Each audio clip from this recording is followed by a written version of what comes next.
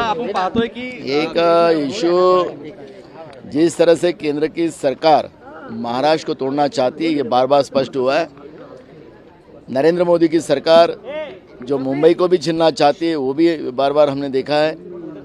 आपने देखा होगा कि कर्नाटक के मैटर में जो सीमावाद महाराष्ट्र का चल रहा है, उसमें जिस तरह से बोबई जो कर्नाटक के मुख्यमंत्री है, वो महाराष्ट्र के बारे में क्या क्या बोलते हैं, महाराष्ट्र के लोगों को जाने के लिए मना करते हैं, महाराष्ट्र के लोगों को, आम लोगों को तकलीफ दे रहे हैं।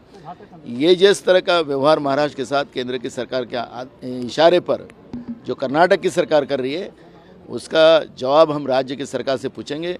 आप क्यों चुप बैठे हो? क्यों महाराष्ट्र पर अत्याचार अन्याय करने वाले कर्नाटक को जवाब क्यों नहीं देते? क्योंकि ये मामला कोर्ट में है। कोर्ट में मामला होने के बाद भी बोबई जिस तरह का वक्तव्य कर रहे हैं, उसका हम निषेध करेंगे और विधानसभा में राज्य की ईडी सरकार को जवाब लेंगे। सर, 2 दिन पहले एक सीरियल एक्टर तुनिशा पर लगातार बीजेपी की तरफ से गिरीश महाजन जी ने कहा है कि ये लव जिहाद का मसला है। किस तरह से देखते हैं? इससे पहले देखो, बीजेपी मूल मुद्दे को डाइवर्ट करने के लिए हमेशा मुस्लिम और हिंदू का झगड़ा लड़ाने का उनका कोशिश रहा है।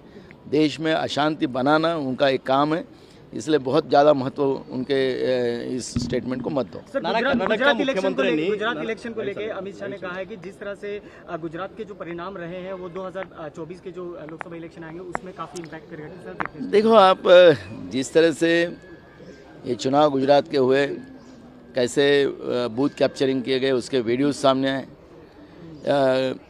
वोटिंग को कितना समय लगना चाहिए एक वोट करने को, लेकिन आधे घंटे में कितने वोट हुए, उसके बारे में भी हम लोगों ने चुनाव आयोग को कंप्लेंट किया है। तो जो लोकतंत्र को, लोगों के वोटों को कब्जा कर डरा कर जो वोटिंग हुआ है गुजरात में, अगर वो 2024 में पार्लियामेंट में करना चाहेंगे तो वो होगा नहीं, और वो रिज़ल्ट भी नहीं आएगा। जो वो सपने में, तो सपने में रहने दो। लेकिन जो विधानसभा के चुनाव में गुजरात के जिस तरह से बीजेपी ने एक तरह का लोगों को डरा धमका कर उनके वोट खुद मारे हैं, उसके वीडियो सामने आए हैं। तो ठीक है, मैंने उस दिन भी कहा रिजल्ट आया 2024 के जो लोकसभा के चुनाव आएंगे, उसमें गुजरात में बीजेपी का सुपड़ा साफ होगा। यही स्थिति गुजरात में आज भी है। सर, राहुल गांधी आज वाजपेयी जी के समाधि पर जाने वाले जो उनकी भारत जोड़ो यात्रा है, आज वहाँ पर वे नतमस्तक होने वाले हैं उस पर। और दूसरा, आपके जो राष्ट्रीय अध्यक्ष है, उनके साथ काम करने वाले गौरव गांधी ने वाजपेयी को अंग्रेज़ों का एजेंट बताया, अटल बिहारी वाजपेयी। देखो, 2 चीज़ें हैं। गौरव ने क्या कहा मुझे पता नहीं, लेकिन राहुल जी ने भारत जोड़ो यात्रा में जो प्यार का संदेश देने का काम जो किया है, वो देश के युवाओं ने, देश की जनता ने उसको अप्रिशिएट किया है। और इसलिए बड़े पैमाने में राहुल जी की पदयात्रा में युवा और आम पब्लिक भी और बुजुर्ग भी उनके साथ जुड़ते गए। और आपने देखा है,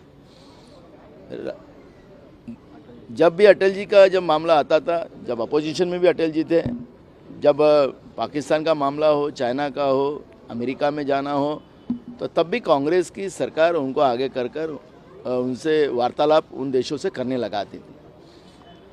अटल जी ने हमेशा इस देश को तोड़ने का काम नहीं किया, इस देश को जोड़ने का काम किया है। और इसलिए अटल जी आदरणीय है, क्योंकि आखिरी राहुल जी जो मकसद लेके निकले हैं, उसमें अटल जी का भी विचार उसमें है। और इसलिए एक ऐसे शांति दूत के समाधि पे अगर राहुल जी जाते तो गलत नहीं। सर, मराठीमध्ये